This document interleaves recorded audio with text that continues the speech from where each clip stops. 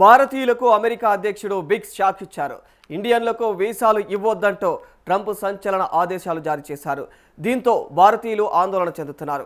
ఇక భారతీయులకు అందించే EB-2 వీసాల కోటా పూర్తయినట్లుగా US హోమ్ల్యాండ్ సెక్యూరిటీ విభాగం ప్రకటించింది. ఏటా అతి కొద్ది మందికి మాత్రమే దక్కేటువంటి ఈ వీసాల్లో భారతదేశం కోటా పూర్తయిందని, ఇకపైన భారతీయులకు ఈ వీసాలను జారీ చేయవద్దని అన్ని ఎంబసీలకు హోమ్ల్యాండ్ సెక్యూరిటీ నుంచి ఆదేశాలు అందినట్టు తెలుస్తోంది.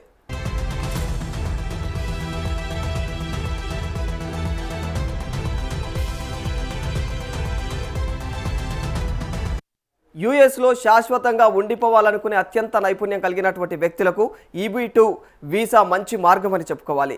ఏకంగా 10 ఏళ్ల వరకు కూడా ఈ వీసాతో అమెరికాలో నివసించవచ్చు. దీని ద్వారా గ్రీన్ కార్డు పొందడం కూడా చాలా సులభం అయిపోతుంది. అందుకే నాన్ ఇమిగ్రెంట్ వీసా అయినటువంటి H1B తర్వాత ఇమిగ్రెంట్ వీసాలైనటువంటి EB-2లకు కూడా విపరీతమైనటువంటి డిమాండ్ ఉంటుంది. ఇప్పుడు భారతీయులకు ఈ కోటా పూర్తయినందుకు అక్టోబర్ 1 నుంచి మొదలయ్యే ఆర్థిక సంవత్సరంలోనే కొత్త EB-2 వీసాల దరఖాస్తులను స్వీకరించాలని ఇక DHS ఆదేశాలు జారీ చేసినట్లు తెలుస్తోంది.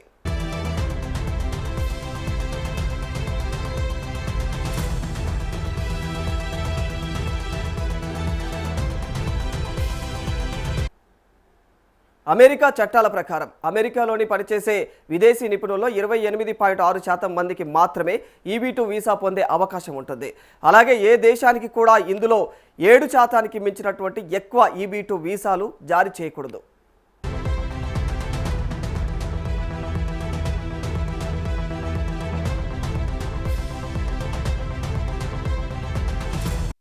మరోవైపు అమెరికాలో తాత్కాలికంగా ఉద్యోగాలు చేసుకోవడానికి వీలు కల్పించే H1B వీసా ఇక రుసుము $1,00,000కు చేరుకుంది.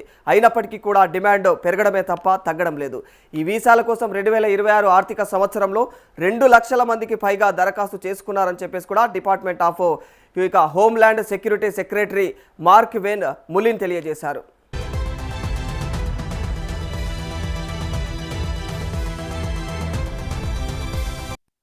సేనేట్ నిధుల కేటాయింపుల ఉపసంఘానికి ఈ మేరకు సమాచారం అందినట్టు తెలుస్తా ఉంది. మరి సుమారుగా 2.86 లక్షల H1B దరఖాస్తులు అందినట్లుగా అయితే వెల్లడించారు.